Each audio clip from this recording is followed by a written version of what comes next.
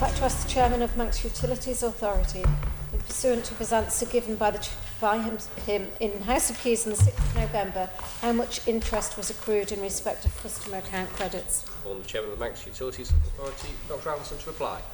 Mr Deputy President, as stated in my answer to the previous written question that the Honourable Member refers to, Manx Utilities does not hold customer credit balances in segregated bank accounts, and therefore it is not possible to state how much interest was accrued in respect of these credits. Thank you. Question, Ms Edge. Thank you, Mr Deputy President, and I thank the Chairman for confirming that they do hold customers' account credits in an account that accrues interest. I'm just concerned, is there not a financial regulation in place that should be adhered to when it is customers' funding that is in an account accruing interest? Chairman, to reply. Thank you very much, Mr President. If I can just correct the Honourable Member, because I didn't say that the amounts were held in an account that accrues interest. What I said was that we don't segregate the accounts.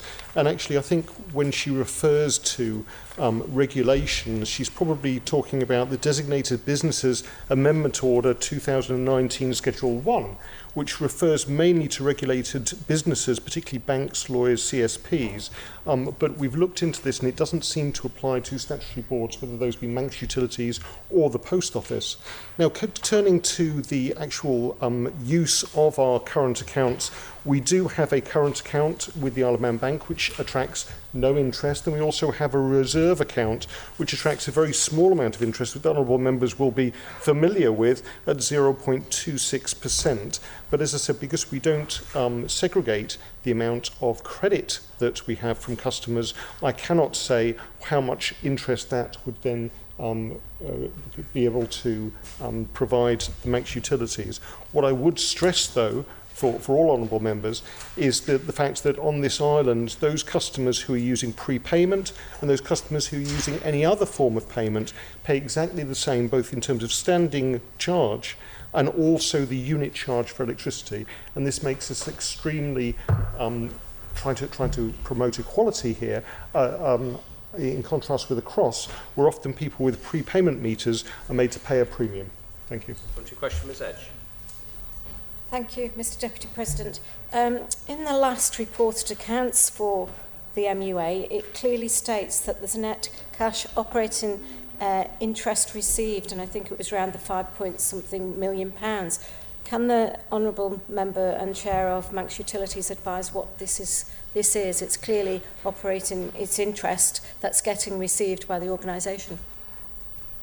Chairman, to reply. Thank you very much, Mr Deputy President.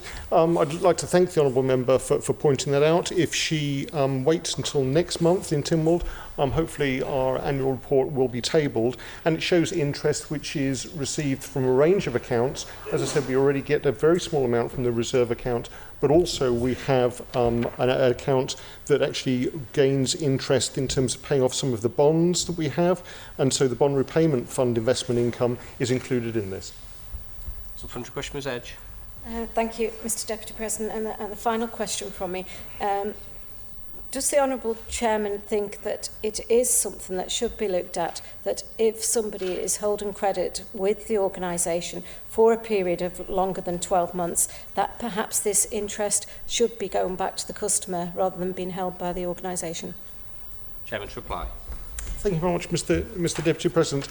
As I said, detailed in the previous answer, what we've tried to do is look at the total value of credit balances, because this was increasing in the past, and we've worked with our customers to reduce these, the value of the credits, and that the reduction in that can be seen from the previous answer. So we try to work with our customers to make sure that they're not building up excessive amounts of credits, but also I think the Honourable Member needs to bear in mind that quite a few of these credits are based on the prepayment customers, and what I hope is that as we move towards a smart metering system and have a lot more different variable ways of billing people, perhaps even monthly, we can reduce the amount of total credits that are kept by the authority.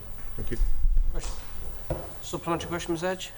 Sorry, thank you. In addition to your final support. Yes, sorry, thank you, Mr Deputy President. And obviously, the Honourable Member Chairman of Manx Utilities has just said that a lot of this credit is for the prepayments. My understanding of prepayments is that it's probably the most vulnerable in our society that are using these. And as the credit is over £4 million, does he think that's right? Chairman to reply.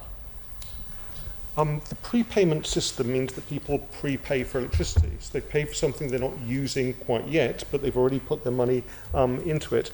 I think it's quite right that that system is allowed to continue.